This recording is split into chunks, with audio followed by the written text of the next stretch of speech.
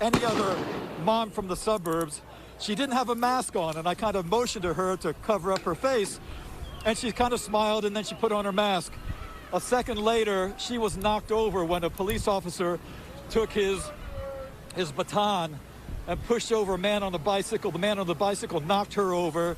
The police went to the ground on top of the woman and the man.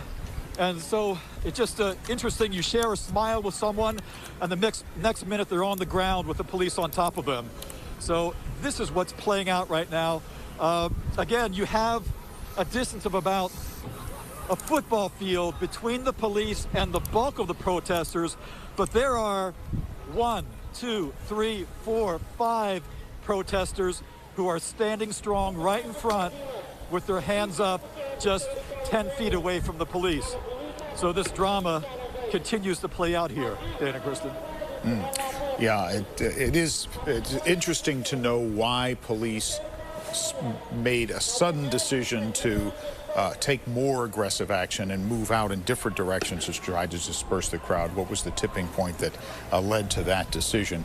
But you can see on the split screen from the ground on the left, you can see protesters and police intermingled at times. On the right, you can see a larger picture live from Sky 7 of the numbers that we're talking about, several hundred people on the streets of San Jose still. A protest that has now gone on for almost 5 hours. Oh, hey, Dan. We finally get to see you. Oh, there we see you, Dan, on the left. We've got you. I'm glad to see you're well and safe with your mask. So, guys, I just want to talk about a little bit about what may have been the tipping point. Whoa! Whoa. That's a fireworks. That's a serious flashbang grenade. Oh, damn.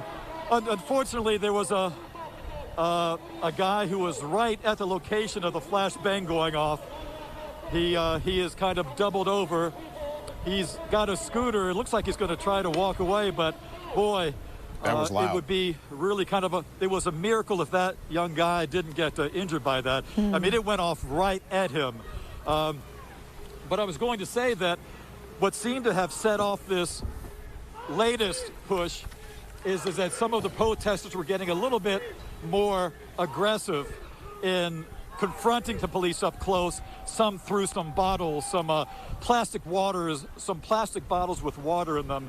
So I think the police sensed that the protesters were getting a little bit more aggressive, and so they felt that they had to respond, and they responded with some serious force. Yeah, you know, Dan, this is not particularly pertinent at this moment, but it's in the context of the time we're in. I notice a lot of face masks, yours included. Good job. A lot of people wearing face masks. Of course, social distancing not too much in force during this time, but I do see a lot of people wearing face masks.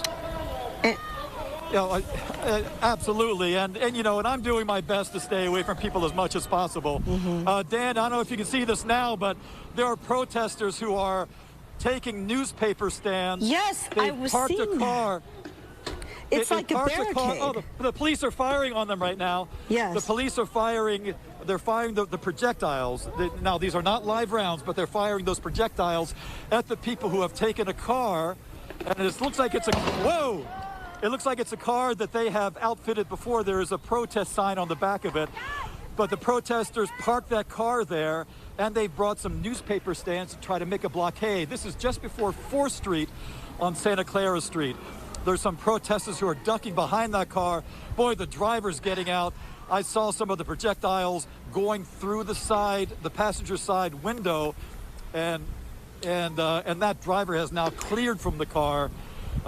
This is going to be an issue. The protesters are trying to make their stand right here. They're now putting other trash cans there. And clearly the police are not going to let that stand for very long, I would imagine, Dan. No, I wouldn't think so. For me, this evokes, I'm a musical theater fan, and I can't help but think of Les Miserables when you see a barricade go up like that, a blockade that people throw up. And it does worry me, Dan, because that tells me they are prepared for more serious back and forth and need that barricade to stay behind. What else are they bringing over? Let's see, they've got newspaper stands. What else do you see, Dan? Right, they have some newspaper stands. There's trash cans. and that car is the main impediment, obviously. And I see a couple of protesters that are ducking behind that vehicle, pretty close. They're hiding directly behind that. Oh, I'm looking at now at the other side. That the vehicle definitely was set up for the protest. There are protest signs on this side, which is away from the police officers. But I tell you, that is the place you don't want to be, behind that vehicle. This afternoon, the fire from the rubber bullets and the flashbangs are typically going straight down the street, generally. So that is really the center of the danger zone in terms of being a protester. If you want to take a rubber bullet, it's going to be right in front of where the police are. Right. And now there are more people who are gathering behind that car. And boy, I don't want to see how this plays out. No, and you run the risk of getting hit in the face by one of those rubber bullets or the eye. It can be very dangerous, as you've pointed out, Dan. And it's interesting. What we don't know are these people that we're looking at now with the car. Were they part of that protest on Highway 101 earlier? Are these other protesters that come in, as we've seen so often in the Bay Area, come in and join protests and escalate deliberately with police? Well, it seems to me, Dan, that these people were prepared. Now, I don't know whether they were out there on 101 earlier, but that car was definitely part of the protest. They prepared to be part of the protest. And I'm trying to get a little close to see what's written on the vehicle, but I'm not gonna chance it. I'm not gonna get that close. No, don't. But they definitely were prepared. And boy, there are people just standing up right in the line of fire of those projectiles, and I just I just don't get it. And I got to say, Dan, that you make a good point again about watching out for your eyesight, for your eyes, and some of those projectiles were missing well high of the protesters. They were over their heads, and so typically you are supposed to be firing at someone's midsection or below to sting them, but not injure them. At least. Dan, exactly right. They just brought in another piece of, is that a dumpster? Something they just pushed in for their barricade, for their blockade, which seems to be very heavy duty, that they're uprighting right there. Oh, look at that. Yeah, that's actually some sort of a fixture. Looks like it's a display cabinet or a refrigerator. Oh. From my vantage point, Yeah, it's got a glass front on it. It looks like it's got a cooling unit on top of it. I think you're right, Dan. Yeah. All right, Dan, don't go away, and we're going to keep showing what's happening there in San Jose, but we also want to take our viewers briefly to Oakland because a protest is about to start there, and people are starting to gather, and our Eric Thomas is there with them. Obviously, watching what's happening in San Jose, Eric, that's got to make Oakland police quite nervous. And they are, and they've been saying that. I think what's going on here, though, is there are two protests. We were told there would be one at 5 o'clock. That is this one, which has been growing over the past hour. Maybe 100 people there standing peacefully with signs and chanting right on Broadway and right in front of City Hall.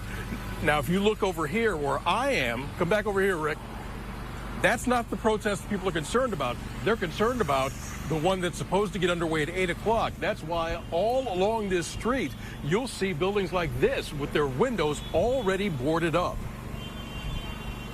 A few dozen people marched down Oakland streets yesterday, blocking several intersections, demonstrating their pain and frustration over the death of George Floyd during an arrest by Minneapolis police. That's as rowdy as it got yesterday. But today, police warn things could be different. They just said that there could be some damage, and so we wanted to take precaution, that's all. Danny Kaiser is chef at Sheba Ramen, a small restaurant across the street from City Hall. They've already boarded up the glass doors, and Kaiser says he supports the protest. Another grave injustice has occurred, and people need to get out and talk about it. I hope that we're not caught in the crossfire. Another business is taking a different approach. Joshua Chase owns Have a Heart, a marijuana dispensary across the street from Oakland Police Headquarters. He's put these handwritten signs in the window letting people know it's a black-owned business run by a kid from East Oakland. He's hoping that will deter any trouble. Still, he's planning for a long night. So we're going to have a lot of staff here tonight. I'm actually going to be running security myself until very late this morning. Oakland Interim Police Chief Susan Manheimer says the department supports the right to protest what happened behind to make sure the protesters don't gather again in those spots. Dan, are you seeing them? It looks like the police officers are moving on again where you are in downtown San Jose. Yes, and I've been listening to what the commanding officers are saying. I'm here now at the intersection of Santa Clara Street and Market Street. They are saying that they are going to basically hold this intersection. Again, this is the technique that they want to take over streets, move the protesters out of those streets, and keep those streets maintained. I do see protesters up down the street, down Santa Clara Street, towards San Pedro. So, I mean, this is just kind of a cat and mouse game that keeps on playing out. There are more officers arriving here in this intersection.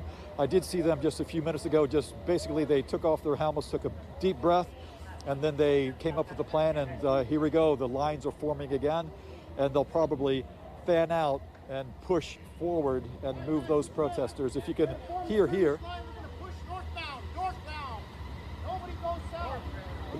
The commanding officer just ordered his people to form what he called a skirmish line, and they're going to push north. So right towards where Alex and I are standing. Kate, as you say, this is just the process, that they're going to clear streets, they're going to keep those streets clear, and hopefully the protesters will disperse. But as we see, as it goes on, we're seeing different pockets of protesters. We saw some protesters basically in some alleys where the police had to fire, or they did fire, tear gas and flashbang grenades down these alleys to get the protesters out of those alleys. So it looks like they're looking for pockets of protesters. The message is coming, time to go home and get out of the street. That's what the officer's saying over the intercom. Well, and just a reminder for everyone watching, what you're seeing on the left, and you're hearing Dan Noyes reporting from downtown San Jose, as those San Jose police officers march through the streets, clashing